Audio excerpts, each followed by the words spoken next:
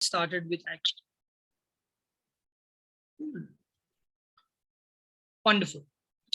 So just a quick introduction in terms of what we're actually planning to do in this quick meeting today. And of course, then as I go along, I'll talk more about how we're going to break this meeting down and what we're going to go ahead in terms of actually achieving what we want in this workshop.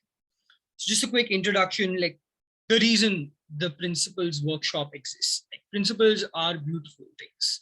Basically, just the underlying rationale for things beyond this just surface level understanding of why people behave a certain way, why certain things are absolute no-nos in society, or why certain things are actively encouraged. Apart from just this very understanding of the obvious, what actually compels people to act in a certain way, apart from just the idea of pure benefit. Now, the remarkable thing, apart from it just being beautiful in general and in life, is its applicability in debates. I mean, depth isn't really something that's foreign or strange when it comes to principles, right? And there's this weird idea of mysticism when it comes in terms of, hey, there are these consequential arguments which are normal arguments, and then there are principal arguments that need to be all fancy and things like that. It's this often there exists this notion that, hey, there are these deeply mystical things and things like that. It's really not the case, right? While it might stream, while analysis and mechanisms for consequentialist arguments might come a little more naturally to all of us, just while we're practicing debating, while we're getting used to the activity, I think the same is just true for principles, but it's just a little. So often it's just notions we already know and comprehend, and even subconsciously. So just the idea that everything has a principle, right? Why we do things is essentially, and the underlying rationale behind it is all that principles are. Even consequential or purely consequential arguments on heavy things like economics or money, which are like deeply rooted in practical consequential ideas, are also with the underlying principle of, say, utilitarianism. That's just all principal arguments are, right? In the sense that there is a fundamental underlying rationale, and actions in pursuance of that rationale is what a principal argument is. Hopefully, by the end of this workshop, we'll get a big understanding as to not having this broad split between principal and consequential arguments anymore, which what is something we have in, especially in debates, just as a normal practical parlance. That distinction and eliminating that distinction is something that's going to be really a big part of this workshop. Additionally, in terms of principal arguments, how to run them, how to be good at them, how to deal with them when they come through from other debaters, how to identify them, and of course, any questions that you folks may have. Cool. Just a quick understating as to how we want to go about this workshop. Fairly simple, right? I'm not going to do fancy things like PPTs and necessary things like that. I'm just going to be speaking all by myself. And hopefully that will be clear enough for you guys in terms of everything that we need. There are plenty of resources out there. So any of supporting materials, happy to be sending them across to you at the end of this workshop. Any questions that you all might have, you all can just dump them in the chat right then and there. I'll probably let you know when you can mute yourselves and ask as we go along. So no need to worry about questions at the end. Of course, if you have questions that I haven't necessarily covered, or if you have questions apart from what I've spoken about, probably ask them in the end. But any questions that you have while I'm talking about a certain subject matter, just go ahead and ask you. Cool. Quick understanding of what these principles are, right? In terms of, sure, we want to prioritize outcomes in debates. And we have this understanding that principles don't necessarily connect with these outcomes. Principles are arguments onto themselves, which are somewhat separate from the debate. I think this notion is rooted in, especially in current practice, when I see and when I'm managing debates across the circuit, which is why I want to eliminate this distinction, right? Principal arguments, just as everything else, prioritize the outcome, especially in like specifically when we talk about debating, which prioritizes outcome as a facet of like just running arguments. It's going to be fundamental in that. So let's just take like a simple example, right? In terms of, I don't know, narratives of dishonesty is bad always, or the narrative that society prioritizes being truthful at every occasion, that you should always be honest. You can find a whole plethora of motions in this, in like common supports, in terms of like this house supports that you always be honest, or the narrative that society pushes on to people that honesty is always the best policy, should never be dishonest. This house opposes this narrative. This house regrets this narrative in culture. This house regrets this norm. So you have a whole host of easy practical arguments, right? Like things like white lies make it convenient of individuals to go ahead and engage in society. What then becomes a principal argument apart from saying, hey, honesty is a virtue and we should all try and be virtuous? think that's the extent to which the most simplistic principle arguments exist in motions like that. That's the kind of extent to which we see it nowadays. So it's more than just it being virtuous, or it's more than just, hey, it's an arbitrary principle of ethics that we ought to try and achieve towards. It's a practical thing, and there exists a fundamental reason why it exists, which is, say, for example, in this motion, the fundamental reason you don't go ahead and lie, or why honesty is the best policy, is society exerts this pressure upon individuals, because every time you lie, you're essentially feeding false information. When you feed false information to someone, it essentially deprives them of the agency of making good choices, because that someone is making choices based on information that is false, based on premises that is false. Therefore, you are depriving them of their rights and their agencies, which is why you harm someone else's rights when you go ahead and lie, which is why it's, say, fundamentally bad to go ahead and lie, or why it's always good to be truthful. This is a simple micro example of what principal arguments look like, apart from just the basic that we have in terms of, say, a principle onto itself. It's beyond this principle in terms of outcomes that we want to generate. And like I said, this is the purpose of this workshop. Eliminate this distinction, go ahead and have it more practical in terms of actually running arguments and building mechanisms out of simple motions. Cool. I think we can go right ahead in terms of just a quick explanation as to what we're going to be breaking this workshop down into. A quick understanding of what principles are, how to identify them.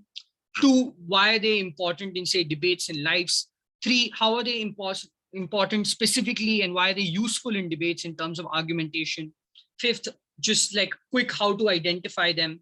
6th, an understanding of how to argue and essentially run these arguments. 7th, how to run them well and go ahead and run them against, say, arguments that you have in a debate, which is, say, when you are encountering principal arguments made by the other side, particularly if they're good, how do you deal with them? And after which, we'll probably go ahead and have the questions like we planned right at the start. So getting straight into it. What are these principles? Now, debates are always built on a foundation of how best to solve problems, right? If you notice motions, essentially they're just problems in society now, and we're trying our best to solve these problems. Or there's situations, and we want to talk about how we want to react to these situations. At which point, like, examples of this look like grand structures of governance, looks like ethical problems, majorly in terms of morality, how best to, say, put forward social movements and have a more progressive society. Could be business, art, could be, and this analogy also applies to things like which restaurant to order from, or which do you put first in your milk, in your cereal, milk or cereal. I think these problems as a fundamental structure exists always in debate. And this is what debates are essentially about, right? It's about representing this choice, which is why it's underpinned by the idea of which decision you want to make. Also, just like an FYI, milk or cereal, I'm just going to always say milk first. Don't fight me on this. We want our cereal crunchy.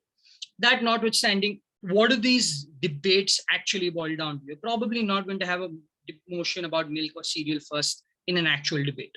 So how do we actually see them coming through in terms of these decisions and situations in practical debates, right? In motions that are commonly going to see, of course, in this tournament and any other tournament. Themes normally include things like governance, business and economics, ethics, art, environment, feminism, sports, wars and conflict, education, yada, yada, yada. All of these things have something that's referred to in common as first principles.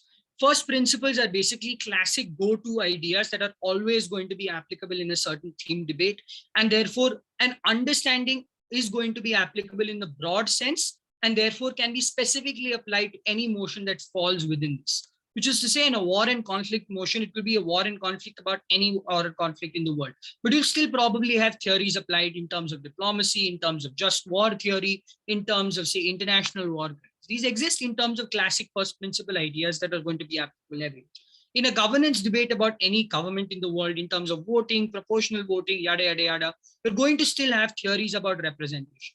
In a debate about ethics, you're still going to have things like Kantian ethics to talk about agency, talk about libertarianism. Now, all of this might seem like fancy ideas or philosophical notions that don't really apply. But the beauty about these first principles is once you have an understanding of these first principles, you can literally run them in any governance motion, in any business and econ motion, any ethics motion. What this fundamentally allows you to do is be versatile with having ready content that can be basically applied and molded into in any debate, which is why these first principles, like we call them, are supremely great. An easy way to go ahead and identify them, and of course you have these classic go-to ideas and all that changes really are details among them, in terms of this applications. There exist these principles behind every argument.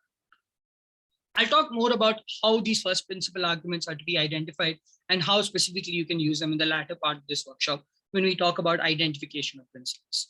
But this is where principles are going to be found. This is what principles are. Why are these principles important? Like, apart from just the simple idea of a good grasp of principles are just going to make you a rounded, well, interesting person. This is just simple in terms of your utility of understanding these principles in life, right? Actually understanding why these phenomena are important, what actions can actually guide you in humanity and in life, probably applicable to any of your course material while you're studying and stuff like that as well. But why is it specifically important in things like debates as well, right? Why it's important in argumentation? It allows you nuance and broad applicability. Nuance simply because while consequential arguments about, say, money, economics, a specific stakeholder rights are something that is always going to be accessible and therefore always going to be easily understood by either a team and their opposition, it's always going to be common battlegrounds. What then gives you an edge in a debate atmosphere is going to be allowing yourself to engage in nuance of a specific subject matter in terms of, say, specific framing that can give you an edge against an opponent, a specific argumentation that can create a barrier with which certain consequential arguments can't be overcome, and broad application, which I told you about in terms of what I've already spoken about, that regardless of the motion you face, you're probably not going to be thrown off because you have a broad arsenal of these first principle arguments easily ready to be applicable in the first place. Which is why these principles are so funky and so fun and so wonderful to actually go ahead and actually become a part of your arsenal and become a part of your debating strategy on the right. Something that just fundamentally speaking, at least from what I've seen and like empirically what I've observed in the past, I don't know, year and a half, 2 years of that I've been debating, particularly I don't really see quite so often, and it's somewhat underappreciated in the debating circuit. Which is why hopefully at the end of this workshop, we can have a greater appreciation of this and of course, a fundamentally broader understanding of principles in general. Cool. So just moving on then to, of course, the idea of how are they useful in debates? So apart from the fundamentals arguments that you already had, a comprehensive understanding of the whole subject matter is something that's going to be great, right? It's always great to know a lot and specific details and specific nuance about the subject matter. But you might not always know about the intricacies of every single thing, right? You might not know everything there is to know about cryptocurrency. You might not know everything there is to know about, say, finance systems in the West. You might not know everything there is to know about, say, a specific geopolitical occurrence, which is in, say, potentially Russia, Ukraine, which is in potentially, say, grabbing every headline possible to you. There are significantly important issues across the world, and you can't, of course, be extremely well versed with every single one of them. It's simply impractical. Additionally speaking, you're still going to have a lot of these problems occurring in motions and in say debates, right? Fundamentally speaking, of course, because there exists a broad nature of problems all across society, and there are these problems available as motion selections, which is why you can't always expect to have this broad understanding of the subject matter in terms of pure consequential arguments and already know what to do. At which point, what do you do in there? Ultimately, debates are about persuasion, right? You got to know what you're talking about. You're likely to persuade people if they think you know essentially what you're talking about. Just reading an article about it or knowing certain details about it, sure, might be helpful. But a fundamental understanding and grasp of it can only come if you understand the underlying rationale with which it operates. Underlying rationale of which it operates is something that you're always going to once again find within these core themes. Every debate, no matter the motion and how funky it is, specifically in terms of selectively applicable or having a certain very nuanced concept or context attached to it, it's still always going to find its way back to these first principles that we speak about. It's always going to be an argument about, say, things like agency. It's always going to be things about which idea seems more fair, how rights of specific stakeholders are going to interact within this. It's not always going to be about bottom lines like money and, say, potentially where the economics of it all is better, but also about how rights discourse, specific individuals are going to fare better, which stakeholders are supposed to be the most vulnerable and therefore prioritized, and cool things like that, which is always going to be found and rooted as an understanding, and for you to go ahead and approach them in these first principles, as we call it. Moving on then, how to identify these principles. Now, I think just to give you like a simple thought experiment out there in terms of just easy ways to identify principles apart from consequentialist arguments. spoken a fair bit about this already, in terms of just the context and the intro that we've already spoken about earlier. And also, hopefully, implicitly, you started to get a grasp of, while I'm talking through this, the distinction between principal arguments and consequential arguments with what we're trying to do.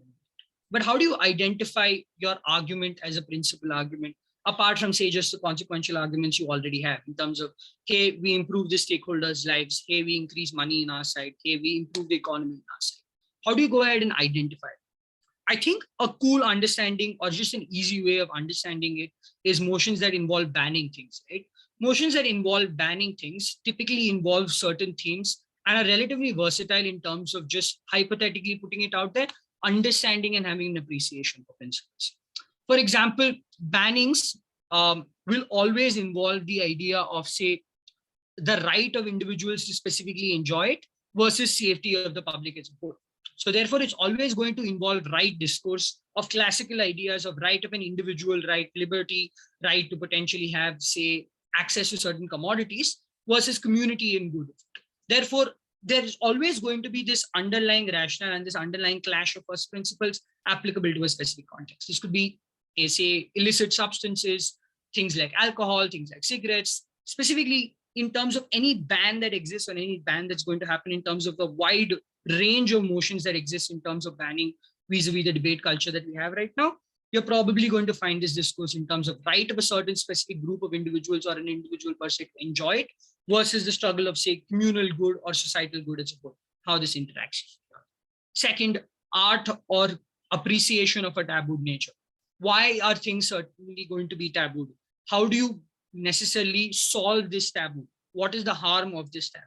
Harm of this taboo in terms of people being corrupted by seeing it, or potentially removing the mysticism or the mystery surrounding it, therefore making it more mainstream, therefore reducing the harms of this existing business. This includes a whole lot of things that were erstwhile considered taboo that have now become mainstream and now becomes acceptable in society, or other things which are actively harmful, but the reason they're quite so harmful, or the reason why the harms of it aren't successfully eliminated in status quo, is because of the mysticism surrounding it. Therefore, once you make it a lot more obvious, or once you make it a lot more understanding to people in general, you're going to have better success in terms of actually regulating its effects. It includes, say, discussions about, say sexual education or sexual awareness of individuals in terms of earlier on, way back in the 70s, all the way up until modern sexual education right now. In terms of how do you deal with issues of a taboo nature, potentially mainstreaming in terms of critical information so that you can avoid harms, or information to, say, go ahead and remove the mystery of certain things so that individuals don't act recklessly. Third, a simple understanding of, say, what is preventative or what should be done post factum. And understanding, like I said, bans and hypothetical thought experiment in terms of you figuring out principles is always just putting the idea of this house will ban, or this object or this phenomena will be banned. It gives you an understanding of the interactions that go ahead and the interplay that exists within this subject. It's a quick cheat code that you could probably use outside debates when you want to go ahead and figure out first principles for yourselves, or specifically if you're absolutely lost within a debate, you can probably use this as a nifty technique to go ahead and try and figure out or actively gauge principal arguments out of a certain subject matter. I've already spoken to you about the first parts, right? The right to, say, potentially having an individual enjoying it versus the right of people to go ahead and be protected against it, why a certain subject matter can be tabooed and how therefore it should be brought about to mainstreaming in society, and understanding of narratives. Third is the idea of should it be prevented, which is to say, before this harm exists because it is likely going to cause a harm, should we put a stop to it before the action, or should we deal with it after? There exists a significant difference in terms of the two, simply in terms of people enjoying it and measures that can be undertaken to prevent the harms that exist after its consumption exists. Simply, this becomes an easy tactic to go ahead and create consequential arguments flowing from your principal arguments while you're trying to identify them. Fourth and the last bit is just where knowledge itself is harmful. You see a lot of, say, art and culture, and potentially this is more applicable to art and culture motions or narratives in society motions than, say, other motions, that the knowledge itself of something is harmful, and therefore we need to do our best to go ahead and stem the knowledge of it, which is why you want this ban. Fundamentally, the question then before is the knowledge itself harmful, or is that people interacting with that knowledge in an improper way harmful? This includes, say, popular works of art like, I don't know, Hitler's Mein Kampf, if you've gone ahead and interacted with it, being banned in various places simply because it inspires neo-Nazis or say a far alt-right in status quo. Therefore, this creates questions of a principal nature, which is to say whether or not the book itself and the knowledge itself is harmful, or is the idea of people going ahead and dealing with it harmful. If you notice, these kind of themes, the 4 themes that I've talked about, are going to be applicable to a whole host of subject matters. The reason these are so versatile, and the reason I use this example as a technique of banning and therefore using that as a fundamental starting point of trying to identify principles, is fairly simple. I've already mentioned where you can use it. When you can use it if you're absolutely lost in a motion for principal argumentation, you want to try and figure it out, because it prompts this idea of interplay as to why the thing exists in the first place, what the purpose of the thing is, or what the purpose of the phenomena exists in the first place, and why stopping it would lead to certain outcomes. But 2, it also prompts you into thinking of more consequential lines flowing from principal argumentation, which is why hopefully this technique would be a good starting point, not only within debates as like a last ditch measure of you trying to figure out principal argumentation, but also once you're practicing and trying to get the hang of how to identify your principles or include principles in your own, say, argumentational repertoire. This is going to be a good starting point as a technique for you to figure out and interact. This is just something, this is not something that's probably common. This is just a way I figured out to go ahead and do it while I was, trying to practice principal argumentation.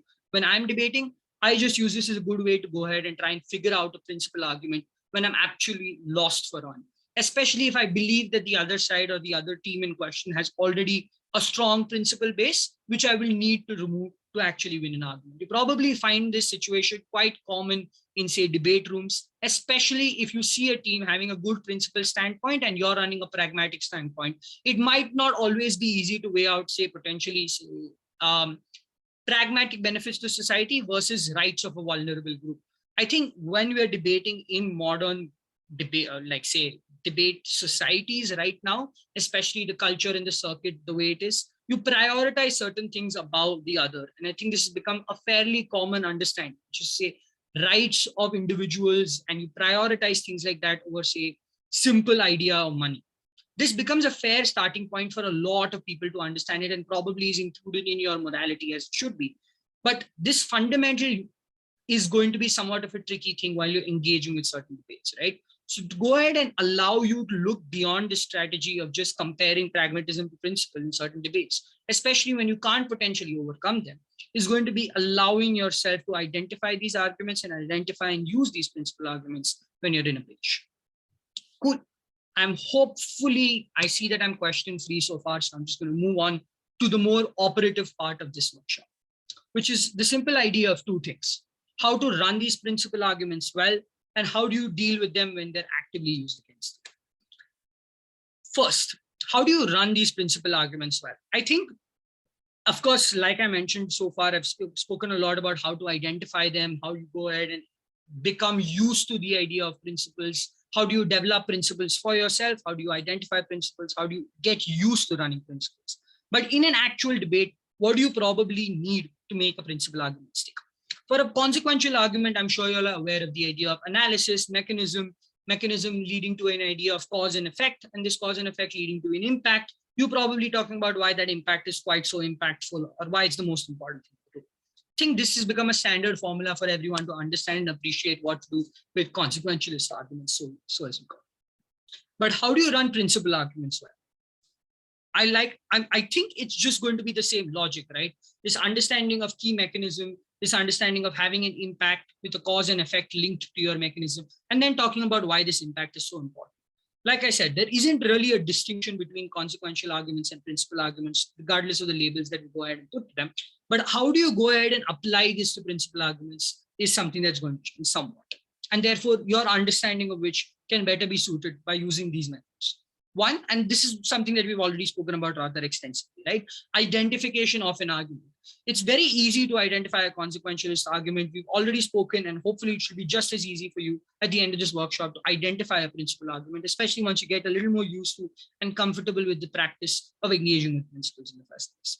Second, what do you do after you identify your argument? And this is something that you'll probably find very common, right? In terms of a really, really easy and best possible way of going ahead and making your principles stick in a debate room is what we call as intuition pumps, analogies, or say thought experiments. The reason we say, and these are just interchangeable terms that a lot of people necessarily use, you'll probably find them in other videos and explanations about principles as well. It's fairly simple. But what this essentially is talking about another situation that deals with the similar principle clash or the similar philosophical quandary or the same ethical problem that you want to talk about or that you've identified, and dealing with it in a separate situation. And once you deal with it in a separate situation, you can cleanly illustrate why there exists a certain obligation or what becomes, say, fair or unfair or just and unjust. Therefore, easily allowing you to go ahead and generate, say, principal outcomes from this. So let me take you back to the example that we spoke about like way earlier in the workshop, right? We spoke about things like the societal narrative about honesty and whether or not it's good for society to preserve. A simple example of that could be, say, the idea of misgendering and gendering in society. Society pressures you to go ahead and create this, and therefore has active punitive value and actively scorns people when you go ahead and misgender them because it interferes with the rights of other people.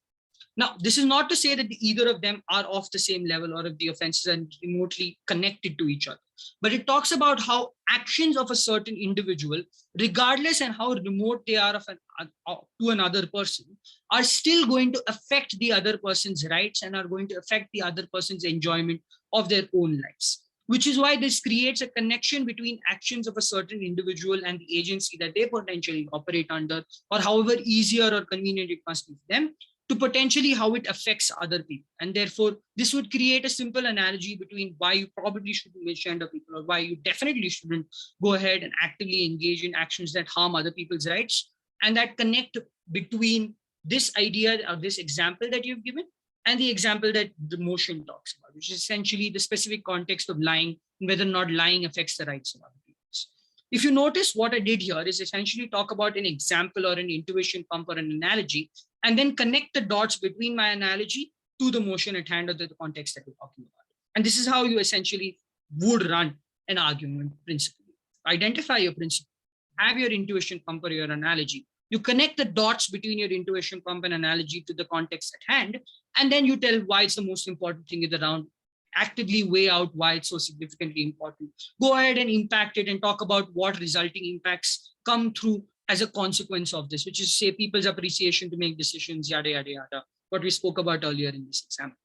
You notice that this would be largely following the same step-by-step process in terms of argument identification, mechanism, link between mechanism and impact, and the idea of your impacting that you would normally have in any other argument. But all you need to do is go ahead and convert them into a process that's a little more relatable for principles themselves, simply because people are a lot more used to running consequential arguments on the day-to-day than they are on principle arguments. So hopefully this technique should be an easy pathway in terms of you folks understanding and appreciating principles, and therefore being able to actually, apart from just identifying them or having an appreciation for them, actually run them in debates where it can probably give you an edge.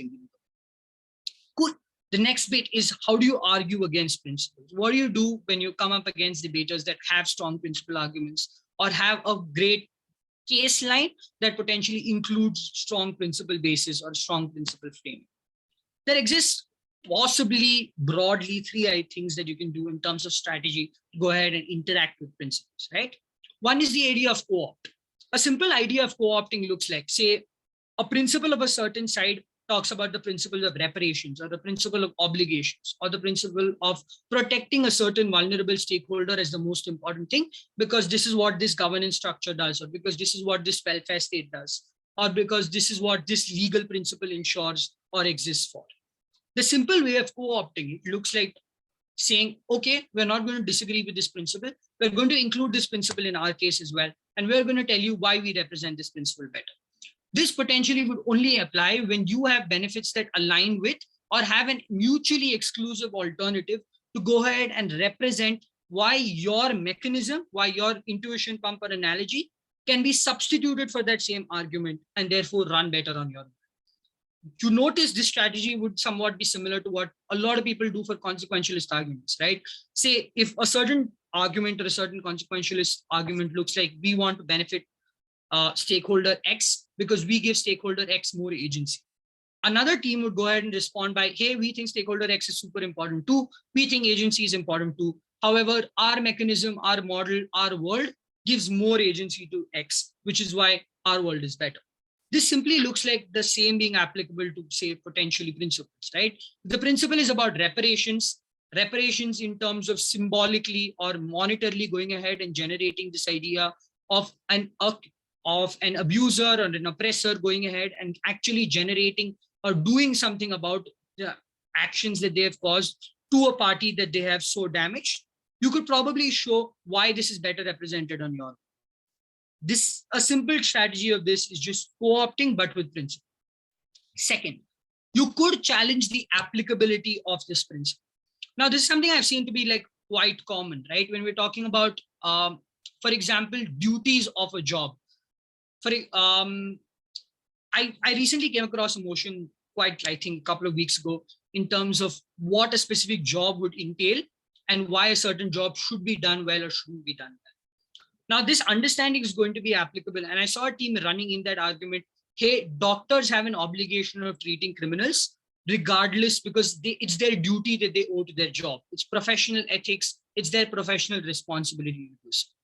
I think the best way to you go ahead and break down tactics like this is talking about challenging the applicability. Now, if you remember when we spoke about just earlier on, so how best to run principle arguments, we spoke about you have your intuition pump and analogy, and then you have to connect those dots or connect your intuition pump and analogy back to your main case or back to the context that we're talking about. If you challenge the connect between the two, you could probably sever the line of argumentation that the other team has. This looks similar to you directly attacking a mechanism, you probably talking about things like a problem solution mismatch for a consequentialist argument, things that y'all are probably already used to. This looks like saying things like doctors specifically have different responsibilities associated to their jobs than, say, potentially professional consultants do, than firemen do, than potentially any other job has. Which is to say, specific applications of an analogy can also be necessarily questioned. Therefore, you can challenge the applicability of the principle to a certain case by using a directly severing the connection between the mechanism and the argument run. The reason this works well as a strategy is because analogies and intuition pumps are the easiest and possibly best way of actually running arguments, like we spoke about earlier on, which is why challenging this applicability is equally good strategy in terms of directly damaging a principal case of another team, especially if the case isn't probably run quite so well as it should. Third strategy to argue well against, say, principal cases is the idea of principle weighing or balancing. You respond to their principle with a whole other principle of your own, which is to say, this is what we spoke about earlier in terms of banning also, right? Principles aren't in isolation of each other, just as rights of individuals aren't in balance with each other. A right of one individual might be the idea of liberty, which is to say, hey, I want to smoke in public, potentially hedged against the right of other people saying, hey, I probably don't want to be passive smoking. This is a public space. I have a right to my own health. How do you go ahead and weigh the two against each other? You go ahead and talk about and directly compare which right in a specific situation is going to be more important than the other. Therefore, in the situation that you're debating, you can talk about the principle given by your side is perhaps more important in this situation than the principle given by the other side. I'll take you back to the example that we spoke about in terms of doctors, right? And change the motion up or change the paradigm up. Potentially talking about a doctor's ethics against treating a patient who's a criminal, treating a patient who's a dictator, treating a patient who's going to go ahead and cause harm, and the doctor knows this. What is more important for a doctor? Potentially do no harm or potentially arbitrary idea of societal good or to ensure maximum? Could probably argue that while it's important of every individual to go ahead and prevent harm in society, and it's the active right of individuals to take decisions to go ahead and further this idea of progressive good, it's more important for a specific situation of a doctor to do no harm than to go ahead and preserve this idea of principle. Therefore, you can show why in a certain specific situation, your principle is more important than the other person's principle. This is referred to as principle weighing or balance. Simple example of this is like balance of rights, balancing one principle against the other, balancing ideas of liberty and agency versus the idea of societal good and progressive. You'll probably see this in a lot of motions, right? Say intersectionality of social movements. Do you prioritize one specific group getting what they want, or do you prioritize the movement as a whole? Do you prioritize every group or every faction that exists intersectionally within a certain sector or within a certain movement to do their best to achieve their specific goals and their specific intersectional needs? Or do you go ahead and prioritize the movement as a whole and therefore get marginal collective benefits across the board? These exist as very common objects of problems in society, or and once again, problems that you probably face as clashes in common debate motions, which is why principle deadlocks in terms of principle weighing and balancing, talking about how in certain specific situations, one principle might be more important than the other principle, is going to be the thing that gives you an edge in motions like this. Especially when your consequential arguments are somewhat parallel, which is to say, hey, say side government benefits stakeholder X and side opposition benefits stakeholder Y. How do you go ahead and compare benefits accruing to stakeholder X and stakeholder Y? How do you transform it from a debate that's extremely parallel or extremely non-engaging to something that becomes more comparative? You can go ahead and talk about your principles and talk about unifying why one might become more important than the other. You can do this uniquely through, like, say, of course, your argumentation itself, through your framing, through your weighing, which is why principles become a fun thing to go ahead and actively engage in. Of course, and this is just a corollary of what I spoke about earlier, right?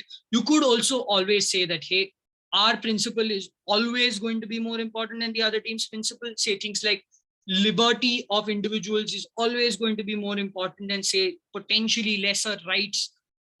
Freedom is always going to be more important than security, or security is always going to be more important than, say, other less important rights for certain individuals, like potentially finding, I don't know, their partner, finding their loved one, on things like that.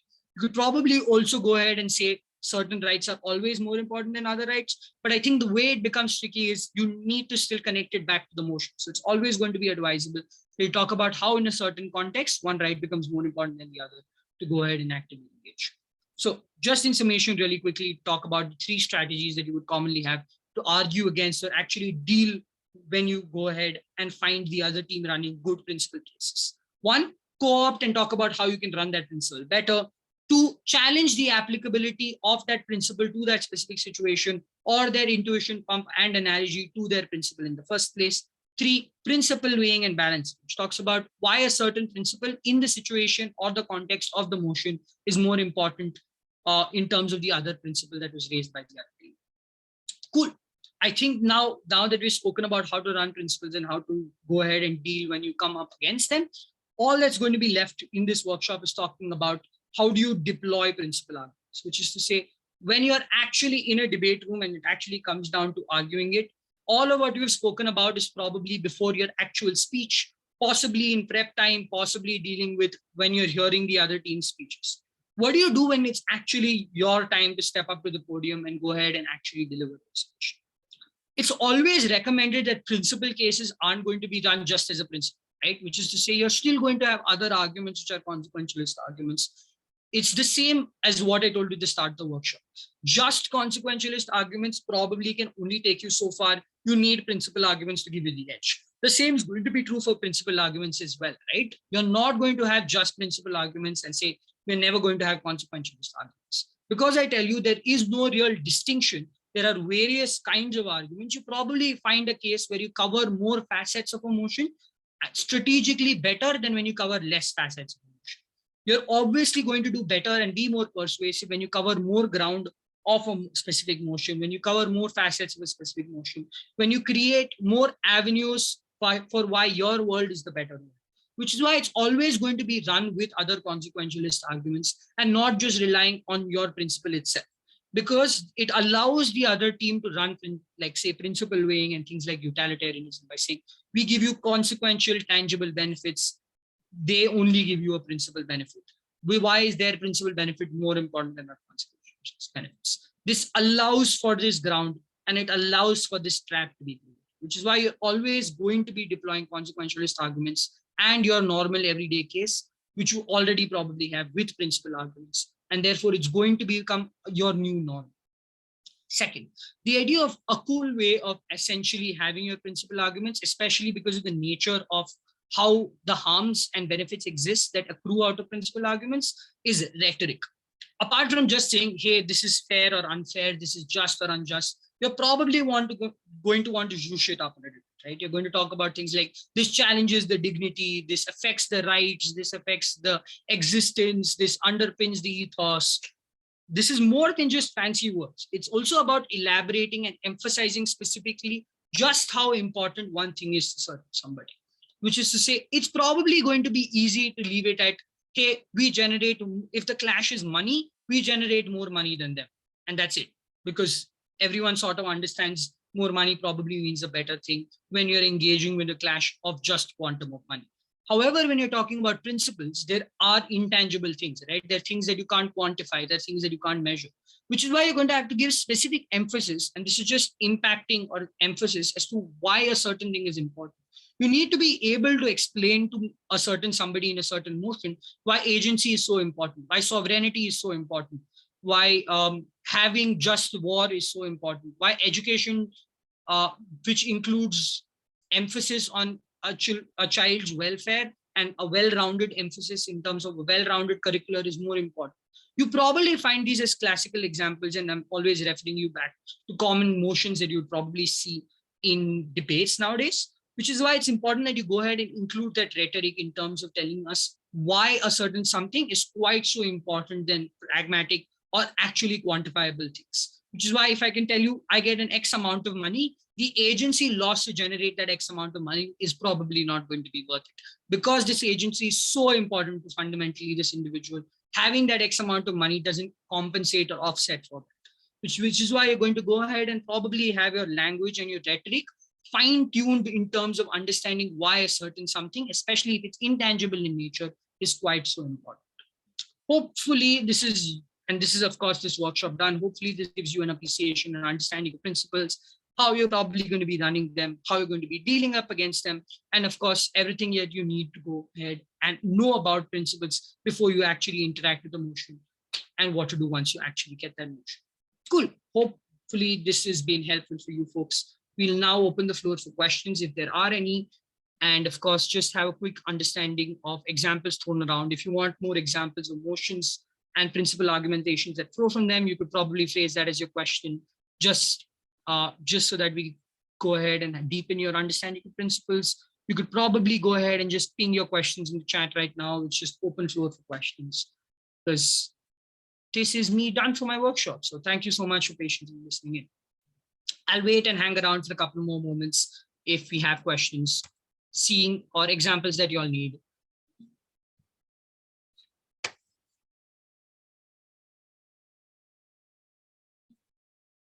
Cool. Seems like we're all good here. If there are any questions, feel free to, of course, just ping them out in the chat right now. Otherwise, of course, you have my information. You could probably just approach me later on as well. Hopefully, this is something that I'm going to have to look forward to in terms of healthy and good principal argumentation for this tournament. Yeah, just looking forward to it. Goodbye.